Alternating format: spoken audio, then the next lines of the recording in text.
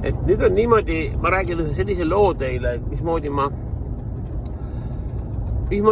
siis 35 aastat tagasi mai algusesse, täpselt nii, et 1. mail ma jõudsin Rootsi.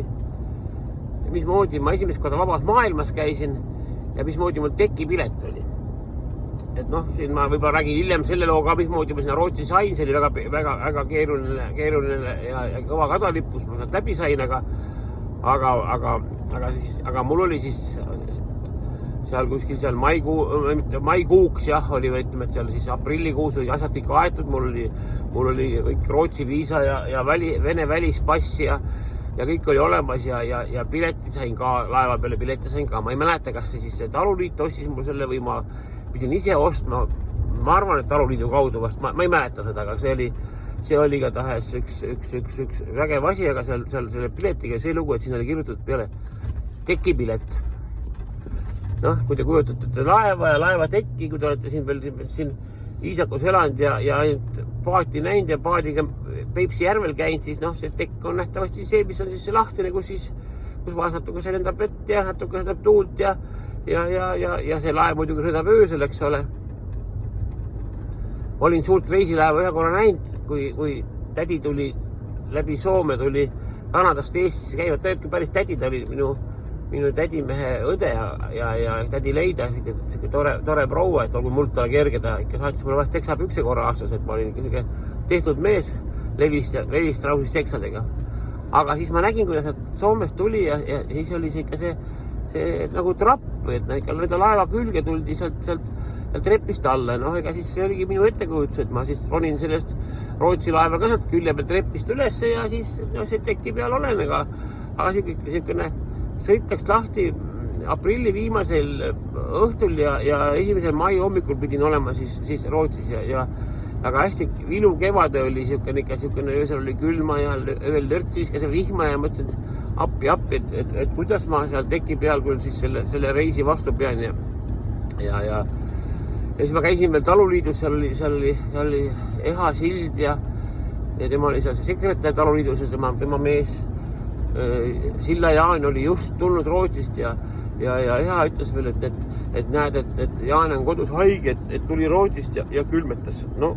mis siis mina mõtlesin, muidugi loomulikult ta külmetas teki peal, eks ole ju. No ja siis ma valmistusin teki peal siis sinna Rootsi sõitma ja vastavalt sellele siis panin ka ennast siis riidesse, et seal muidugi olid, ma mäletan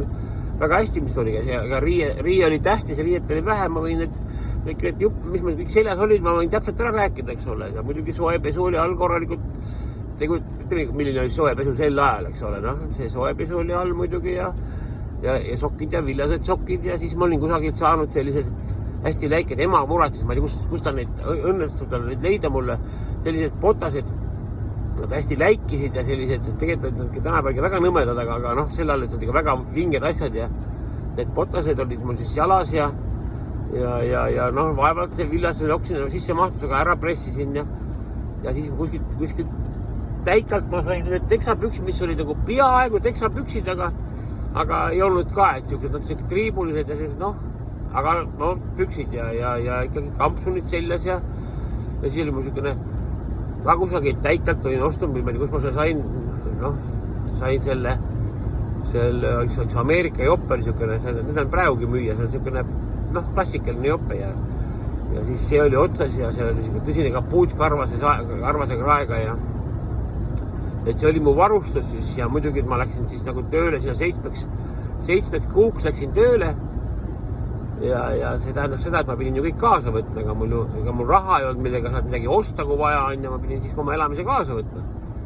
Ega mul polnud kohvrit, eks ole, ja siis ma teadsin, mul sõber Reinul ja Elil on siuke tõsine selline kohver, kuhu võib, noh, väikese traktori vast tänapäeval sisse panna või muruniite või ma ei tea, või kolm migranti või ma ei oska ütelda, see oli Jugoslaaviast toodud, see oli halli värvi siukeste jämedate lukkudega ja siis oli seal veel pandlad peal, et siuke vägev värk ja ta vist oli isegi võib-olla täitsa nahast, aga ta oli ise oli väga raske, aga no mis sellest, siis oli kraavi täis pandud ja põlv oli peal oldud ja pandlad ja lukud kinni pandud ja siis oli üks reisusell oli valmis siis oma selle kogu selle varustusega ja selle igatahes see kohver oli siis niimoodi, et kui see sõber mind sinna viis Tallinnasse, siis see Žiguli pagasnik oli see kohvrit täis. Ja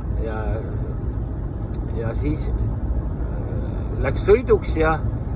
siis muidugi sain Tallinnasse ja siis sinna sadamasse ja ega ma ju ei teadnud midagi ja kuskil ma sadamasse kuidagi me sadamasse saime ja selle terminali ma ka üles leidsin ja siis kõik need sellele tollid ja Vene piirivalve kontrollis kõik dokumendid läbi ja õnneks kohvrit ei ole lahti tegema. Ja siis hakkasin siis laevale minema ja lähen enam kuhugi minna ei ole ja vaatan siuke ilus tuba ja tere tulemast ja vaibad maas ja pehmed seinad ja nagu esimese hooga saanud arugi, et ma olen laeva peale jõudnud, et olingi laeval. Ja siis mõtlesin, et ahaa, et teistmoodi laeva tulega, aga ega ma vist siin teki peal olla ei tohi, et siin laevas olla ei tohi, et ma pean teki peale minema, aga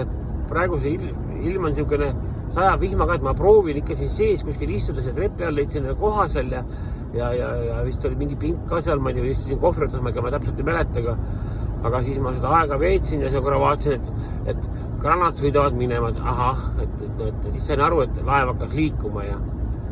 ja siis õnneks laeva peal oli veel ka just sama õpetaja, kes oma mehega samuti läksid sinna Rootsi tööle ja selle öö siis ma sain aru, et ma olen ikka täiesti ma ei taha öelda, et loll, see on nagu ei taha öelda enda kohta, aga et see oli niisugune